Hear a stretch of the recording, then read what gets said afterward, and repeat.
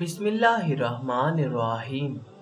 شروع اللہ کے پاک نام سے جو بڑا مہربان اور نہایت رحم کرنے والا ہے۔ مولانا احمد رضا خان جو اعلیٰ حضرت امام اہل سنت حسان الہند جیسے القابات سے بھی جانے جاتے ہیں۔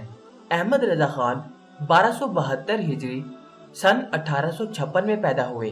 امام احمد رضا خان شمالی بھارت کے شہر بریلی کے ایک مشہور عالم دین تھے جن کا تعلق فقہ حنفی سے تھا۔ امام احمد رضا خان کی وجہ شہرت میں اہم آپ کی حضور علیہ الصلوۃ والسلام سے محبت، آپ صلی اللہ علیہ وسلم کی شان میں لکھے نعتیہ مجموعے اور آپ کے ہزارہ فتاویٰ کا ضخیم علمی مجموعہ جو 30 جلدوں پر مشتمل فتاویٰ رضویہ کے نام سے موسوم ہے۔ برِ صغیر پاک و ہند میں اہل سنت کی ایک بڑی تعداد آپ ہی کی نسبت سے بریلوی کہلاتے ہیں۔ دینی علوم کی تکمیل گھر پر اپنے والد مولوی نقی علی خان سے کی۔ 2 مرتبہ حج بیت اللہ سے مشرف ہوئے۔ درس و تدریس کے علاوہ مختلف علوم و فنون پر کئی کتابیں اور رسائل تصنیف و تالیف کیے۔ قرآن کا اردو ترجمہ بھی کیا جو کنز الایمان کے نام سے مشہور ہے۔ علوم ریاضی و جفر میں بھی مہارت رکھتے تھے۔ شعر و شاعری سے بھی لگاؤ تھا۔ رسول اکرم صلی اللہ علیہ وسلم کی شان میں بہت سی نعتیں اور سلام لکھے ہیں۔ انہوں نے عربی، فارسی اور اردو میں 1000 کے قریب کتابیں تصنیف کی۔ بعض جگہ ان کتابوں کی تعداد 1400 ہے۔ آپ کا تعلق پٹھانوں کے قبیلے سے ہے۔ آپ کے جد اعلیٰ سعید اللہ خان قندھار کے پٹھان تھے۔ سلطنت مغلیہ کے عہد میں محمد شاہ کے ہمراہ ہندوستان آئے اور بڑے عہدوں پر فائز رہے۔ لاہور کا شیش محل انہی کے زیر اقتدار تھا۔ آپ کو مغل بادشاہ نے شش ہزاری کے منصب سے سرفراز کیا اور شجاعت جنگ کا خطاب دیا۔ مولانا نے 4 برس کی ننھی عمر میں قرآن مجید ناظرہ کیا اور 6 سال کی عمر میں منبر پر مجمع کے سامنے میلاد شریف پڑھا۔ اردو، فارسی اور عربی پڑھنے کے بعد مولانا نے اپنے والد مولانا نقی علی خان سے عربی زبان میں دین کی اعلیٰ تعلیم حاصل کی اور 13 برس 10 مہینے کی عمر میں ایک عالم دین ہو گئے۔ 14 شعبان 1286 ہجری بمطابق 19 نومبر 1869 میں مولانا کو عالم دین کی سند دی گئی اور اسی دن والد نے مولانا کے علمی کمال اور پختگی کو دیکھ کر فتویٰ نویسی کی خدمت ان کے سپرد کی، جسے مولانا نے 1340 ہجری بمطابق 1921 اپنی وفات کے وقت تک جاری رکھا۔ رسم بسم اللہ خوانی کے بعد ان کی تعلیم کا سلسلہ جاری ہو گیا۔ آپ نے اپنی 4 برس کی ننھی سی عمر میں، جبکہ عموماً دوسرے بچے اس عمر میں اپنے وجود سے بے خبر رہتے ہیں، قرآن مجید ناظرہ ختم کر لیا۔ 6 سال کی عمر میں ماہ مبارک ربیع الاول شریف کی تقریب میں منبر پر رونق افروز ہو کر بہت بڑے مجمع کی موجودگی میں ذکر میلاد شریف پڑھا۔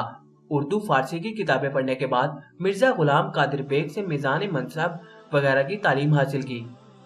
پھر آپ نے اپنے والد نقی علی خان سے مدرجہ ذیل 21 علوم پڑھے: علم قرآن، علم تفسیر، علم حدیث، اصول حدیث، کتب فقہ حنفی، کتب فقہ شافعی و مالکی و حنبلی، اصول فقہ، جدل مہذب، علم العقائد الکلام، علم نجوم، علم صرف، علم معنی، علم بیان، علم بدیع، علم منطق، علم مناظرہ، علم فلسفہ مدرسہ، ابتدائی علم تقیہ، ابتدائی علم حیت، علم حساب تا جمع تفریق ضرب تقسیم، ابتدائی علم ہندسہ۔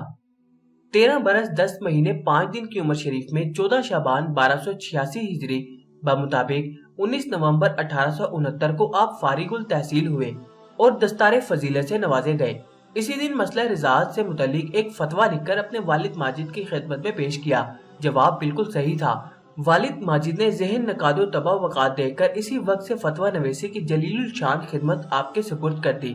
آپ نے تعلیم و طریقت سید آل رسول مارحروی سے حاصل کی۔ مرشد کے وصال کے بعد بعض تعلیم طریقت نیز ابتدائی علم تقریر و ابتدائی علم جفر وغیرہ سید ابو الحسین احمد دوری مارحروی سے حاصل فرمایا۔ شرح چاغمینی کا بعض حصہ عبدالعلمی رامپوری سے پڑھا۔ پھر آپ نے کسی استاد سے بغیر پڑھے محض خداداد بصیرت نورانی سے حسب ذیل علوم فنون میں دسترس حاصل کی اور ان کے شیخ و امام ہوئے۔ قرأت، تجوید، تصوف، سلوک، علم اخلاق، اسماء الرجال، سیر، تواریخ، لغت، ادب، ما جملہ فنون، ارسم و تحقی، جبر و مقابلہ، حساب ستیسنی، لوگارسمات یعنی لغار یتہم، علم التوقیق، مناظرہ، علم العقر، زیجات، مثلث کروی، مثلث مستہ، ہیبت جدیدہ یعنی انگریزی فلسفہ، مربات، علم رسم خط، قرآن مجید اور اس کے علاوہ بہت سے علوم حاصل کیے۔ حاصل کلام یہ ہے کہ مولانا کے اساتذہ کی فہرست تو بہت مختصر ہے، لیکن مولانا نے بہت سے فنون میں کتابیں لکھی۔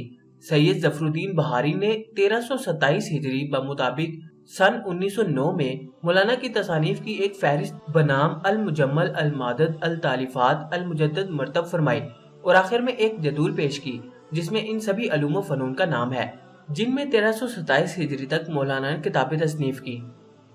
مولانا نے ہوش سنبھالنے کے بعد اپنی ساری زندگی اسلام کی خدمت اور سنیت کی اشاعت میں صرف فرمائی اور تقریباً 1000 کتابیں لکھی، جن میں فتویٰ رضویہ بہت ہی ضخیم کتاب ہے۔ مولانا نے قرآن مجید کا صحیح ترجمہ اردو میں تحریر فرمایا، جس کو عالم اسلام کنز الایمان فی ترجمۃ القرآن کہتی ہے۔ احمد رضا خان کے زمانے میں کئی مکاتب فکر اور فرقے کے لوگ ظاہر ہوئے تھے، جن کے بارے میں ان کا تجزیہ تھا کہ وہ اسلام و سنیت کے خلاف دھوکے کا جال بچھا کر بھولے بھالے مسلمانوں میں خوب گمراہی پھیلا رکھی تھی۔ آپ نے دین و شریعت کی حمایت میں ان مبینہ طور گمراہ گروہوں سے اور حق و باطل کو خوب واضح کر کے پیش کرنے کی کوشش کی۔ آپ کے فتاوے اور کتابوں کے ذریعے اللہ تعالیٰ نے ہزاروں مسلمانوں کو ہلکا بگوش کیا۔ بہت سے وہ علماء جو دوسرے مسلکوں کے سیلاب میں بہتے جا رہے تھے، آپ کی رہنمائی سے متاثر ہوئے۔ جب کچھ دوسرے مسلکوں کے لوگوں نے سرکار محمد مصطفیٰ صلی اللہ علیہ وسلم کی شان میں گستاخی اور توہین کتابوں میں لکھ کر شائع کی اور مسلمانوں کو بگاڑنا شروع کیا، تو آپ نے اٹل پہاڑ کی طرح جم کر سرکار محمد صلی اللہ علیہ وسلم کی محبت کا پرچم لہرایا اور مسلمانوں کو سرکار کی محبت و تعظیم کا سبق دیا اور گستاخی کرنے والوں کا حقیقی چہرہ پیش کرنے کی کوشش کی۔ آپ نے کم و بیش 50 مختلف علوم و فنون پر 1000 کتابیں لکھی ہیں۔ آپ نے اردو، عربی، فارسی 3 زبانوں میں نعت گوئی اور منقبت نگاری کی۔ آپ کا نعتیہ دیوان ہدایق بخشش 3 جلدوں میں ہے۔ پہلے 2 جلدیں آپ کی حیات میں اور تیسری بعد از وفات جمع کر کے کلام شائع کیا گیا، مگر اس میں رضا کا تخلص رکھنے والے ایک دوسرے عام سے شاعر کا عامیانہ کلام بھی دہرایا، جس پر کافی تنقید ہوئی، جس کو تحقیق کے بعد نکال دیا گیا۔ ہدایق بخشش اردو نعتیہ شاعری کا ایک اہم سنگ میل ثابت ہوئی، جس نے اپنے بعد آنے والے تمام نعت گوؤں کو ایک ادب کا جامہ پہنا دیا، ورنہ اس سے پہلے اردو نعت صرف عقیدت کے طور پر دیوان کے شروع میں شامل نظر آتی، مگر ہدایق بخشش کے بعد اردو نعت ادب کا ایک مستقل حصہ بنا، جس کی نعتیں آج بھی مشہور و معروف ہیں۔ آپ نے قرآن مجید کا ترجمہ کیا۔ آپ کے ترجمے کا نام کنز الایمان ہے، جس پر آپ کے خلیفہ سید نعیم الدین مراد آبادی نے حاشیہ لکھا ہے۔ اس ترجمے کو اب تک انگریزی میں 3 بار، ہندی، سندھی، گجراتی، ڈچ، بنگلہ وغیرہ میں بھی ڈھالا جا چکا ہے۔ 25 صفر 1340 ہجری بمطابق 1921 کو جمعے کے دن ہندوستانی کے وقت کے مطابق 2:38 پر عین اذان کے وقت ادھر مؤذن نے حی علی الفلاح کہا اور ادھر امام احمد رضا خان نے داعی اجل کو لبیک کہا۔ آپ کا مزار بریلی شریف میں آج بھی زیارت گاہ خاص و عام بنا ہوا ہے۔ جزاک اللہ۔